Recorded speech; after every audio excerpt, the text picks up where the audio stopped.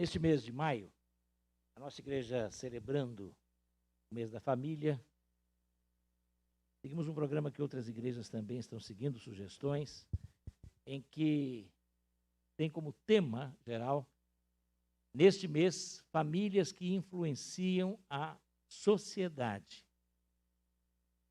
Deus, quando escolheu o povo para servi-lo, os que eram descendentes de Abraão, de Isaque, de Jacó, que foram chamados depois de israelitas, Jacó, é o mesmo Israel. Ele, depois que este povo ficou no Egito, e quando Deus os liberta do Egito através do profeta, do grande profeta Moisés, ele quer que este povo seja luz para todas as nações. E ele sabia que este povo era composto de famílias. E ele dá orientações a estas famílias e quer que as famílias transmitam dentro de suas casas, os pais aos seus filhos, princípios que são chamados de leis, para que estas famílias vivam bem e influenciem a sociedade ao redor. Infelizmente, os israelitas acabaram se desviando, quiseram que a glória e a luminosidade fosse para eles mesmos. Eles perderam, então, a grande bênção de Deus, acabam sendo exilados, acabam tendo a derrota do templo, mas mesmo assim, ainda dessa família vem Jesus. E Jesus Cristo, quando vem, ele traz a mensagem e agora ele restaura novamente aqueles princípios, só que ele agora não é mais uma nação, uma etnia, mas pessoas de todas as nações que formam a sua igreja. E a igreja, temos falado aqui, sempre foi constituída de famílias. Os primeiros seguidores de Jesus eram famílias. Muitos eram até parentes de Jesus, parentes do ponto de vista humano. E havia os parentes dos parentes. Quando Deus chama alguns, ele traz os irmãos, e depois trazem os seus pais. Os próprios irmãos de Jesus, que a princípio irmãos carnais de Jesus, por parte de José e Maria. Jesus foi concebido pelo Espírito Santo, mas Maria e José viveram uma vida ainda comum. A Bíblia diz que ela ficou virgem até o nascimento dele. Depois eles continuaram e os irmãos de Jesus, a princípio, não aceitaram. Mais tarde se tornaram discípulos, apóstolos de Jesus. O livro de Tiago foi escrito por um irmão de Jesus. O livro de Judas também, um irmão carnal de Jesus. O Judas e o Tiago, que aparecem no Novo Testamento, nos livros, são irmãos de Jesus. Tiago e Pedro, outro Tiago e Pedro eram irmãos. Então Jesus foi chamando famílias. E quando o evangelho vai crescendo, através do apóstolo Paulo, a gente vê outras famílias. A família de Timóteo, que tinha Eunice e Lóide. E elas é que são usadas para formar o caráter cristão de Timóteo. Depois, as igrejas começam a se reunir nas casas, formadas por famílias. Quando o apóstolo Paulo e Silas chegam na cidade de Filipos, primeiro eles evangelizam Lídia e a sua família. Depois eles passam a ser perseguidos, por fim são presos. Deus os liberta de forma sobrenatural da prisão. E quem é que vai se converter? O carcereiro, que os tinha preso. E o apóstolo Paulo diz: crê no Senhor Jesus e será salvo tu e toda a tua casa. Aquele evangelho entrou. E quando entra através de alguém, naturalmente, falamos já isso, temos falado, a pessoa que se converteu, ele sendo impactado pelo Espírito Santo, ele vai impactar a sua família também. E nós temos visto isso aqui na igreja, uma pessoa se converte e a família vem junto. Eu vejo pessoas aqui que eu sei que primeiro um se converteu e depois os outros chegaram e voltaram e vieram. E assim Deus está agindo através das famílias, as famílias vão formando a igreja. Agora, a igreja vai influenciar o mundo através de famílias que influenciam o mundo. Mas para isso, essas famílias precisam seguir os princípios de Deus. Os 10 mandamentos, aqueles mandamentos iniciais, que, de certa forma, eles são uma explicação dos 2 grandes mandamentos, amar a Deus e amar ao próximo. E os 10 mandamentos tornam isso de forma mais detalhada. Esses 10 mandamentos têm valor até hoje. E devemos pensar e refletir em nossas famílias. Começamos, o pastor Wagner já falou sobre o primeiro mandamento, que diz que que há um só Deus e que os israelitas não deveriam ter outros deuses além dele. Em Êxodo capítulo 20, do versículo 4 ao versículo 7, nós vamos encontrar mais outros dois mandamentos que pensaremos aqui. Êxodo 20, do versículo 4 ao versículo 7. Não sei se nós vamos conseguir exibir o Êxodo 20, do 4 até o 7. Se conseguirmos, se não, está aí, está na tela. Vamos ler. Eu gostaria que os que estão aqui, e você em casa também, vamos ler juntos a palavra de Deus, todos. Moisés, Êxodo 20, do 4 ao 7. Êxodo 20, do versículo 4 ao versículo 7. Então eu vou ler aqui, quem tiver a sua Bíblia, abra aí, e você em casa também abra. Não é esse o texto que está aí na tela, não é esse. Eu vou estar lendo aqui, pode deixar, irmãos, pode deixar, eu vou ler aqui. Não farás para ti nenhum ídolo, nenhuma imagem de qualquer coisa no céu, na terra ou nas águas debaixo da terra.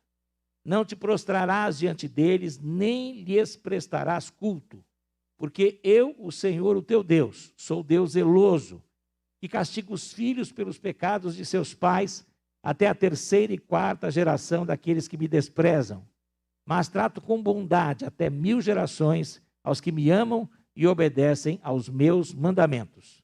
Não tomarás em vão o nome do Senhor, o teu Deus, pois o Senhor não deixará impune quem tomar o seu nome em vão. Pai querido, obrigado, porque o Senhor tem cuidado do teu povo. Obrigado porque o Senhor tem nos falado de uma maneira especial, através dos testemunhos que já ouvimos, através das músicas que temos cantado e que nos fazem refletir. E agora te pedimos que, pela exposição da tua palavra, o Senhor continue a nos falar, e pelo teu Espírito ela seja aplicada, e pelo teu Espírito a vivamos. Em nome de Jesus oramos. Amém. As leis todas foram entregues por um Deus que fala e age. Em Deuteronômio 5, 22 a 33, por isso tenham cuidado de fazer tudo como o Senhor, o seu Deus, lhes ordenou. Não se desviem nem para a direita e nem para a esquerda. Andem sempre pelo caminho que o Senhor, o seu Deus, lhes ordenou, para que tenham vida, tudo lhes vá bem, e os seus dias se prolonguem na terra da qual tomarão posse. Deuteronômio é a repetição das leis. Em Deuteronômio, várias leis, inclusive os 10 mandamentos, são repetidos, aquilo que aparece em Êxodo. Porque Deus queria que o povo guardasse. Os 10 mandamentos foram dados no início dos 40 anos que eles ficaram no deserto, e Deuteronômio é escrito no final, e essas leis são lembradas ao povo. O primeiro mandamento, aquilo que nós vimos aqui, já foi falado, família que ama um só Deus. Não terás outros deuses além de mim. Quem coloca Deus em primeiro lugar, e quem consegue levar a sua família a colocar Deus em primeiro lugar, vai conseguir viver uma vida com propósito. Jesus fala isso quando ele, respondendo a um perito da lei que provoca Jesus, querendo saber qual era o maior mandamento, na verdade ele não queria saber. Ele estava querendo fazer uma pegadinha com Jesus. Mas Jesus dá uma resposta que o impacta também. E ele diz: ame o Senhor, o seu Deus, de todo o seu coração, de toda a sua alma e de todo o seu entendimento. Este é o primeiro e maior mandamento, e o segundo é semelhante a ele: ame o seu próximo como a si mesmo. O primeiro e o segundo mandamento, amar e adorar, ter um só Deus e adorar a este Deus. E não há nenhum outro tipo de representação de Deus. E aí ele fala para não usar as imagens. Isto é muito ligado, você vai amar e adorar só a Deus, Deus que é Espírito. O povo ao redor do povo de Israel faziam imagens para cultuar os seus deuses, e o Deus de Israel fez com que o seu povo adorasse só em Espírito, sem nenhuma imagem. O segundo mandamento, família que adora um só Deus em Espírito. O que é idolatria? Idolatria é você conferir poderes a objetos e esperar que algo que representa uma realidade maior seja uma superstição. Aquilo que era apenas para ilustrar, talvez até para ensinar uma figura. torna-se ela o objeto de adoração em si. Era para ser um meio para nos levar a entender melhor a Deus, se torna o objeto e o fim daquilo que deveria ser apenas para ensinar. Nós temos 3 manifestações básicas da idolatria. A primeira, chamada de forma simples, estátua para ser adorada. Então temos em muitos lugares os budas aí, que pessoas até hoje adoram, centenas de milhões de deuses na Índia. A Índia dizem que tem mais de 1 milhão de deuses, e cada deus tem a sua representação. Às vezes é um deus para cada região, para cada grupo de famílias, para cada etnia. E também, às vezes, nós temos uma outra forma mais elaborada, uma estátua que deveria ser venerada. Ela seria apenas a representação, mas ela passa a virar o ídolo, porque ela se torna o fim da veneração. E se não tiver aquela estátua, a pessoa não consegue nem orar, nem falar com Deus, porque ele tem que olhar para aquela imagem. Então Deus fica limitado. Ou o que representaria Deus, um exemplo, por exemplo, os apóstolos são um exemplo de fé, mas tem gente que torna o apóstolo o seu ídolo. Outros heróis da Bíblia e heroínas da Bíblia, que deveriam apenas inspirar, tornam-se para algumas pessoas a própria divindade. E a pessoa, ao invés de falar com Deus, fala com aquela imagem, porque ele está querendo falar com aquela pessoa. Porque ele acha que através daquela pessoa ele consegue dar uma volta em Jesus, né? Uma volta em Deus. A história que fala com a mãe, que a mãe fala com o filho e o filho atende a mãe, isso é uma mentira. Não existe isso na palavra de Deus. Deus ordena que nós oremos apenas em Jesus Cristo, e Jesus Cristo repete isso, que só Ele deve ser adorado e só a Ele as petições devem ser dirigidas em nome de Jesus. Agora, existem formas subjetivas de idolatria. Pessoas, ideias, conceitos. Hoje a gente ouve falar muito de ideologia. E algumas ideologias se tornam ídolos para algumas pessoas. Também coisas e ritos que são magicamente utilizados, que passam a ser percebidos com o poder de Deus, como superstições. E às vezes, infelizmente, até no meio cristão. No meio evangélico nós encontramos isso. Nas superstições comuns, a gente vê cartomante, horóscopo, pessoa que não sai de casa sem consultar o horóscopo do dia, sair pela porta que entrou, vassoura de cabeça para baixo atrás da porta, plantas, comigo ninguém pode, espada de São Jorge, arruda.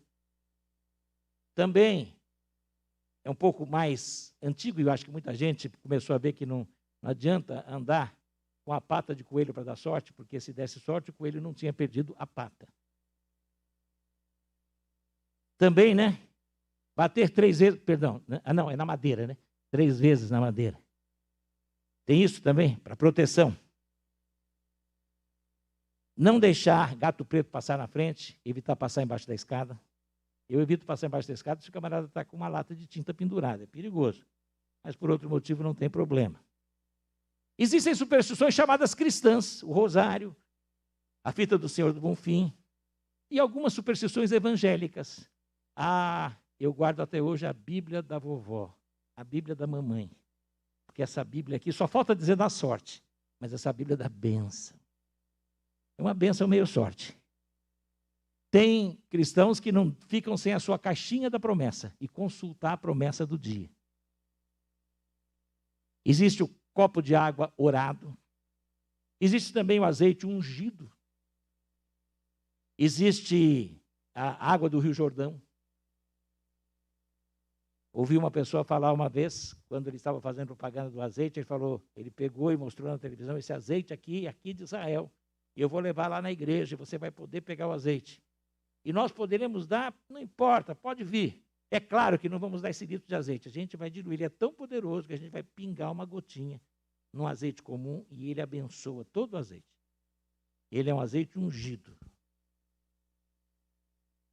Todas estas superstições são alimentadas por uma cosmovisão travestida de nome e forma cristã, mas é pagã. O primeiro mandamento é um só Deus, o segundo mandamento, adorar esse Deus. E Jesus Cristo disse isso quando conversou com uma mulher lá em Samaria, que ela queria saber qual era o lugar certo de adorar. E ele diz, no momento, e no entanto está chegando a hora, e de fato já chegou, em que os verdadeiros adoradores adorarão o Pai em espírito e em verdade. São estes adoradores que o Pai procura.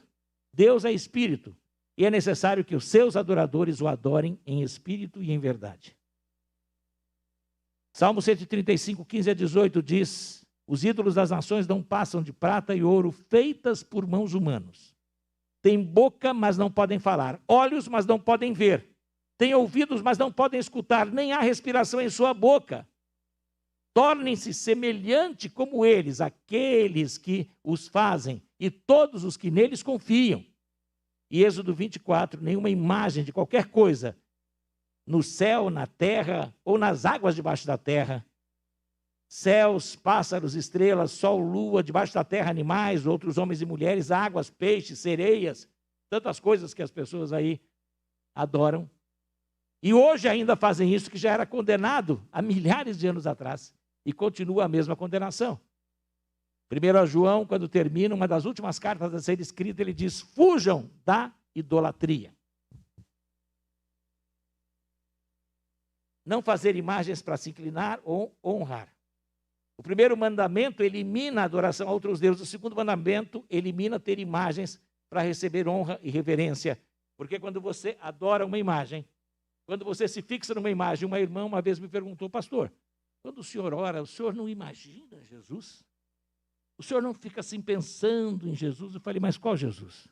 Ah, porque eu vi uma figura de Jesus tão bonita uma vez. Toda vez que eu oro, eu tenho que pensar em Jesus. Teve uma outra pessoa que disse que ela pensava em Jesus sentado numa cadeira ao lado dela. Então ela punha uma cadeira do lado da cama. E eu imagino Jesus. Quer dizer, você está numa imagem, porque ninguém sabe como foi Jesus original. Provavelmente bem diferente do Jesus de Hollywood. Muito diferente. Não era loiro, nem tinha olhos azuis. Não usava roupas passadas. E nem o cabelo dele era todo penteado e bonitinho, como aparece em muitos filmes.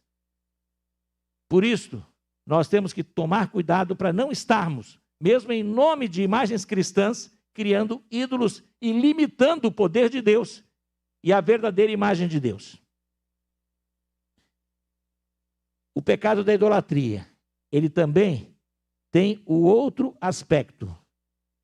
Nós, seres humanos, às vezes construímos deuses, idolatramos deuses à nossa imagem e semelhança.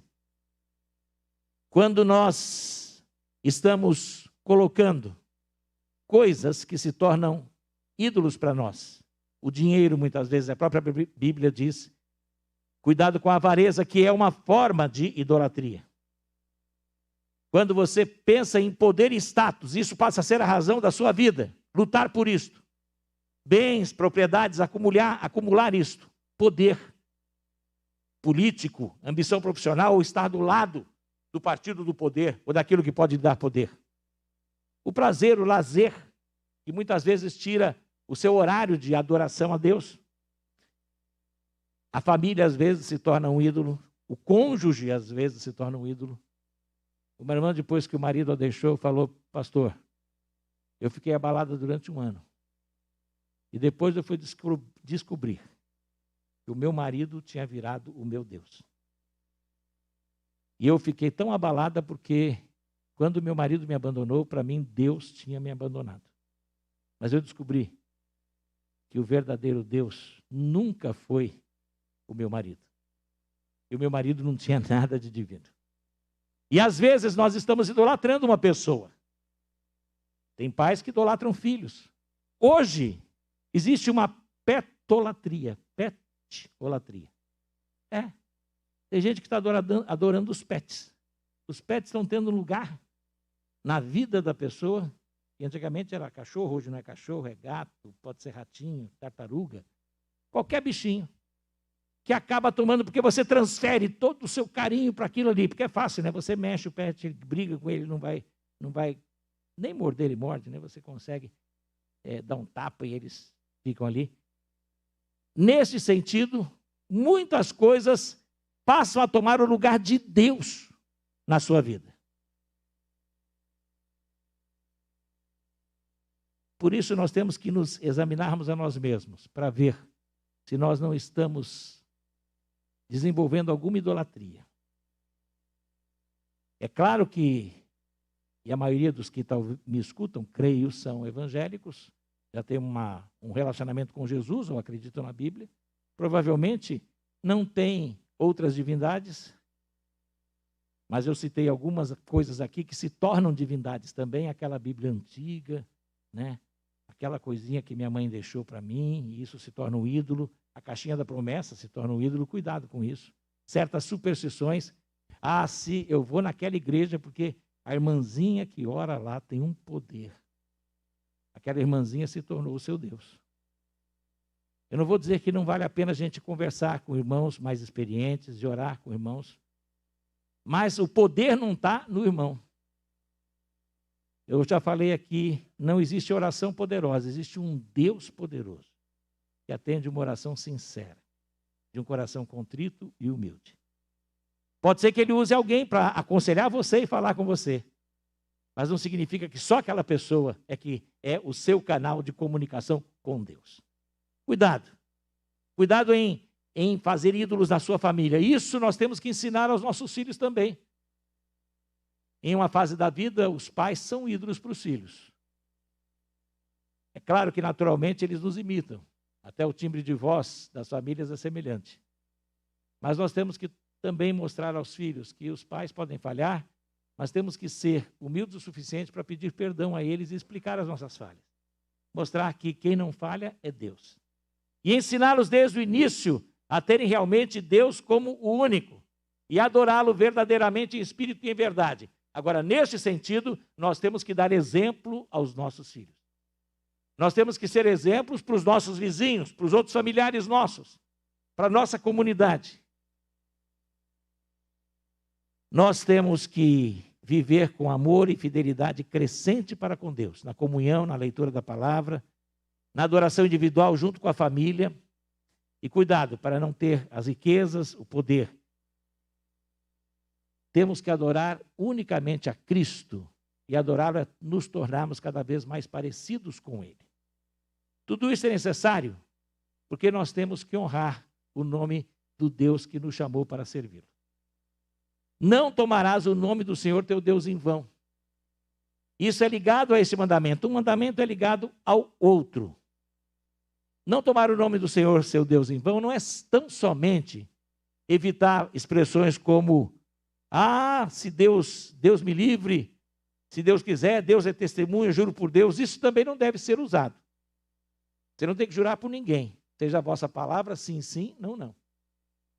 Você não precisa ficar apelando para Deus para cumprir a sua palavra. Você tem que ser uma pessoa de palavra. Isso você tem que ensinar na sua casa também.